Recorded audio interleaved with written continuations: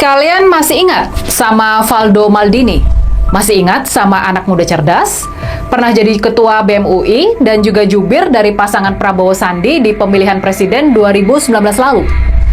Dalam pemilihan wali kota Tangerang tahun ini, Valdo maju ikut kontestasi diusung Partai Gerindra, Nasdem, PAN, Perindo, dan PSI. Dia berpasangan sama putra dari Pak Wahidin Halim, Gubernur Banten periode 2017 hingga 2022. Sudah pasti sebagai kader Partai PSI yang juga didukung Partai Gerindra, Valdo sempat sowan ke Solo, ke rumah Pak Jokowi, buat mendapatkan endorsan dari mantan presiden yang konon sakti tersebut. Sebagai bukti, ini video endorsannya. Aduh, ini etapa terakhir. Harus kerja keras. Saya doakan menang. Terima kasih Pak. Saya doakan ya Pak. Kerja keras Pak. Lalu, gimana hasil pilkadanya? Ya, sudah tentu pasangan Valdo Maldini dan Muhammad Fadlin Akbar kalah. Menurut hitung cepat yang dilakukan oleh kedai kopi, Valdo Fadlin kalah dari pasangan Sahrudin dan Mariono. Suara Valdo cuma sekitar 30%, sementara Pak Sahrudin mencapai lebih dari 50%. Jadi gimana? Kalian masih percaya sama kesaktian endorsan dari Pak Jokowi? Nyatanya di kota Tangerang, dukungan Pak Jokowi tersebut sama sekali nggak ampuh. Dari kota Tangerang, kita berpindah ke kota Bandung.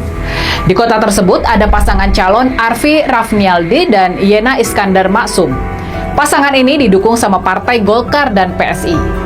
Sama seperti Valdo Maldini, pasangan Arfi Yena juga sempat berangkat ke Solo buat mendapatkan endorsan dari Pak Jokowi. Ini videonya.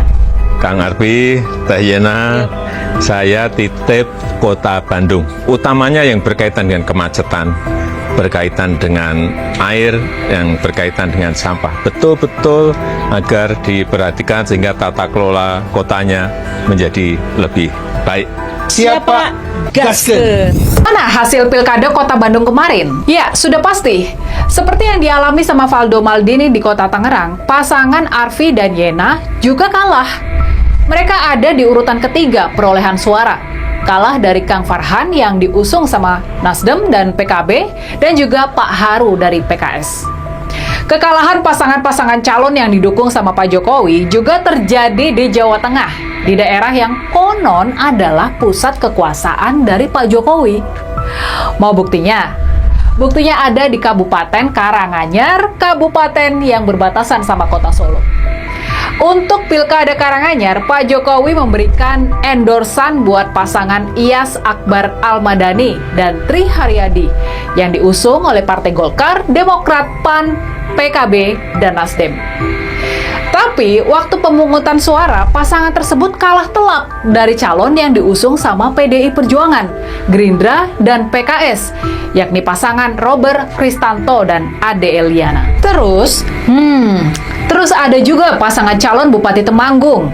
Ada pasangan Muhammad Al-Hazik dan Bimo Alugoro yang didukung sama Partai Golkar, Nasdem, dan PAN. Bupati Temanggung periode 2018 hingga 2023 ini juga sudah sowan ke Solo dan mendapatkan endorsan dari Pak Jokowi. Nyatanya, walaupun dia adalah calon petahana, dia adalah calon incumbent, ternyata tetap saja Pak Al-Hazik kalah dari pasangan Agus Setiawan alias Agus Gondrong dan Nadia Muna yang diusung sama PDI Perjuangan, P3, PKS, dan Hanura. Jadi gimana? Apa kalian masih percaya kalau Pak Jokowi punya kesaktian buat membantu memenangkan pilkada? Apa kalian masih yakin kalau endorsan Pak Jokowi memang masih ampuh? Lihatlah fakta-faktanya di lapangan. Lihatlah apa yang menimpa Kang Ridwan Kamil di pemilihan Gubernur Jakarta dan juga Pak Romi Haryanto di pemilihan Gubernur Jambi. Mereka sama-sama calon gubernur yang didukung langsung sama Pak Jokowi. Pak Dirman, saya titip Provinsi Jambi. Siap. Utamanya tata kelola pertambangan harus diperbaiki. Siap. Kemudian yang kedua, tata kelola anggaran juga harus diperhatikan agar lebih baik. Nah, dua calon gubernur yang didukung sama Pak Jokowi ini, Kang Emil dan Pak Romi, mereka ternyata juga kalah. Oke, halo teman-teman, kembali lagi bersama saya di channel ini. Salam NKRI harga mati. Teman-teman, dalam video ini kita telah mendengarkan sebuah cuplikan video yang disampaikan oleh Mbak Rini Budoyo. Tentunya ini menjadi informasi terkini yang kita dengarkan bagaimana kabar dari Jokowi yang selalu cawe-cawe dalam setiap pemilu, teman-teman. Tentunya Jokowi petarung yang luar biasa, dan sehingga lawan-lawannya sangat membuat strategi yang begitu jitu untuk mengalahkan seorang Jokowi. Nah, tentunya cawe-cawe seorang Jokowi ini perlu dipertanyakan tujuannya apa sebenarnya, apa yang sedang dipersiapkan oleh Jokowi untuk 2029 ini. Jokowi bagikan momen santap malam bersama Prabowo Subianto di Kartanegara, ataupun Presiden Republik Indonesia saat ini bertemu dengan mantan presiden. Nah, tentunya silaturahmi ini banyak yang dipertanyakan oleh awak media. Nah, teman-teman, kalau kita tahu ini foto mereka yang makan berdua, teman-temannya berhadapan dengan Prabowo. Nah, mantan Presiden Joko Widodo membagikan momen bertemu dan makan malam dengan Presiden Prabowo di Jalan Kertanegara, Jakarta. Dalam kicauan di akun X-nya Jokowi, Presiden ke-7 itu tak menyebut pembahasan yang dan tujuan apa perbincangan mereka pada saat ketemu tersebut. Nah, ini akunnya Jokowi menyampaikan bahwa terima kasih Prabowo atas santap di malamnya. Bapak Presiden Prabowo berkunjung ke kediaman Bapak Prabowo di Kartanegara, ambil perbincangan dan menyantap makanan malam. Semoga Bapak sukses dan sehat selalu. Ya, ini foto-foto mereka ya. Sangat luar biasa kedekatan beliau. Nah, tak lupa ia mendoakan mantan Menteri Pertahanan di periode kedua pemerintahannya berkunjung ke kediaman Bapak Prabowo di Kartanegara sambil berbincang dan menyantap makan malam. Dan pantauan, Jokowi terlihat keluar dari kediaman Prabowo sekitar pukul 21:05 usai pertemuan ia mengenakan baju batik. Kita makan malam, menunya ayam goreng dan macam-macam lah, kata Prabowo. Nah, tentunya pertemuan ini bukanlah sebuah pertemuan yang memang tiada arti, tetapi ada makna di balik semuanya itu, ya. Ada makna yang begitu mendalam yang mestinya harus diketahui bersama-sama. Nah, kalau kita melihat saat ini, teman-teman ya, pergerakan-pergerakan Jokowi yang memang sulit untuk dibaca, ya.